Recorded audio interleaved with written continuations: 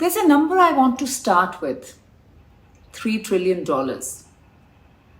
That's the figure economist Atif Mian put on what Pakistan's recent mediation, its role in pulling back from the edge of a broader conflict, has saved the world economy. $3 trillion, just saved by Pakistan. Of course, you can debate the methodology of it, but the order of magnitude here is really the point. Now let's hold that number in our heads and ask ourselves, does it surprise us? Does it surprise you? I think it probably shouldn't. Pakistan's actual track record, not the track record you read about in op-eds, our own and the foreign, not the failure narrative that dominates every conversation about this country, in our own country and in the global sphere, but the actual strategic history. Something becomes clear if you look at it objectively of what Pakistan has actually achieved as a very young nation state. If you look closely, Pakistan is remarkably good at certain things.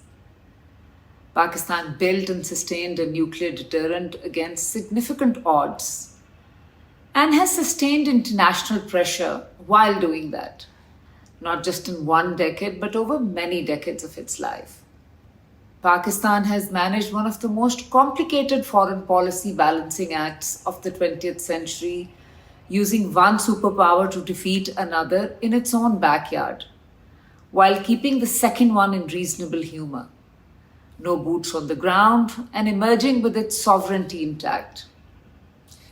Our Foreign Office, for all the criticism that it receives, has delivered consistency and strategic coherence across 7 decades and through conditions that would have broken smaller states.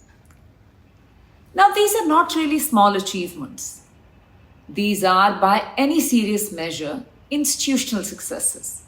So the question that I keep coming back to, or Pakistanis should ponder over, is that why does the same country that can achieve all that can think strategically, act collectively, absorb pressures at different points in its history, and still deliver outcomes at a global scale, why does the same country struggle so badly to work on the same strengths internally?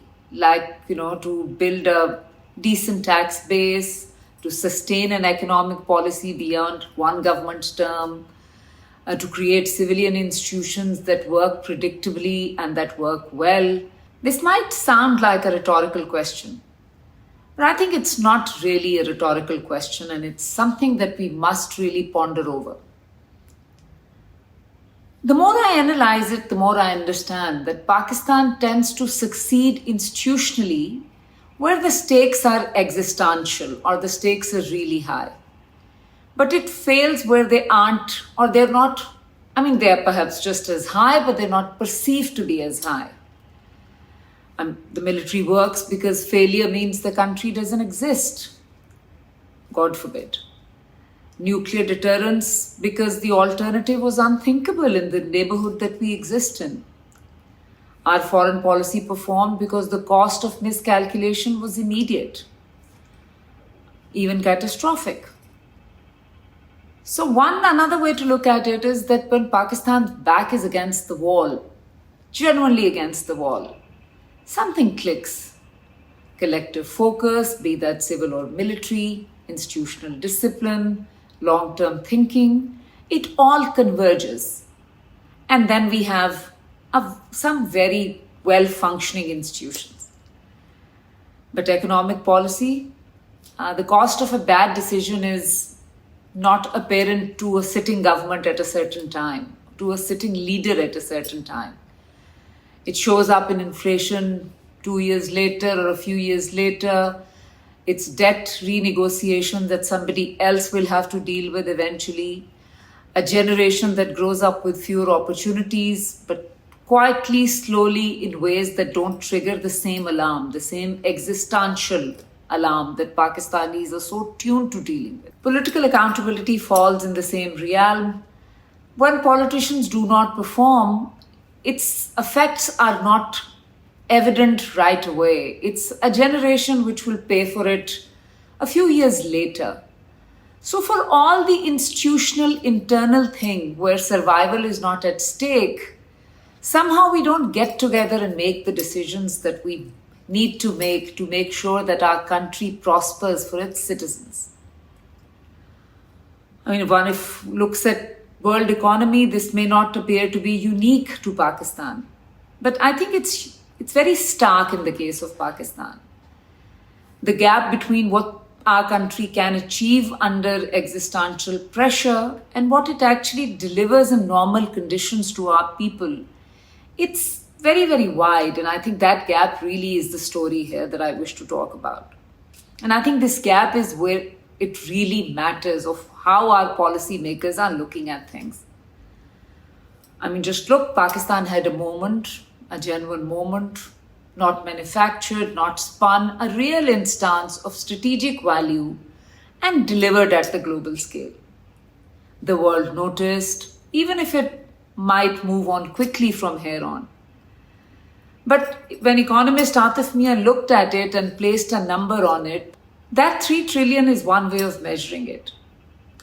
Question is what Pakistan does when a moment like this passes. And historically, the answer has been not much. The pressure lifts, the collective focus shifts also, or it dissolves. Everyone goes back to survival politics, personal survival, party survival, institutional turf, protection, all the things, by the way, which we might see very, very soon when the dust settles. I know how quickly goodwill evaporates, how rapidly political capital gets spent on the wrong things, how the same patterns reassert themselves with almost mechanical predictability.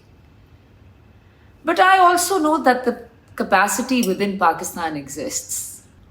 What's in question is whether Pakistan will learn to treat its own development, its own economic failure, or its own economy, its political institutions, its civilian governance, with even a fraction of the seriousness we've been able to bring to existential threats that the country faces. And I think this is where the uncomfortable truth lies.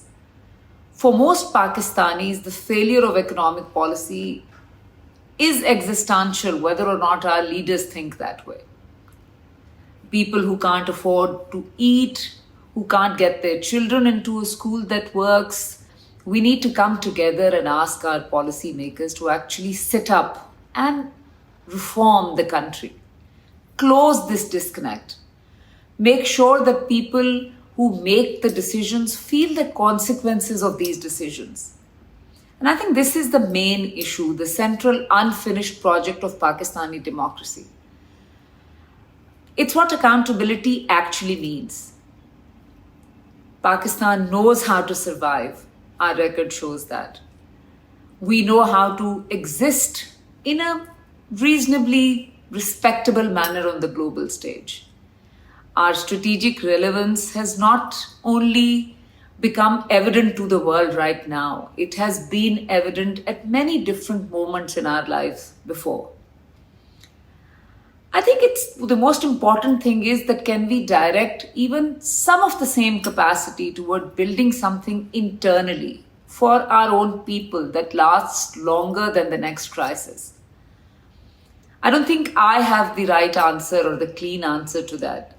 But I think collectively as a people, we need to find that answer and hold our policymakers accountable towards that. Do like and subscribe to Context with Asya Riaz.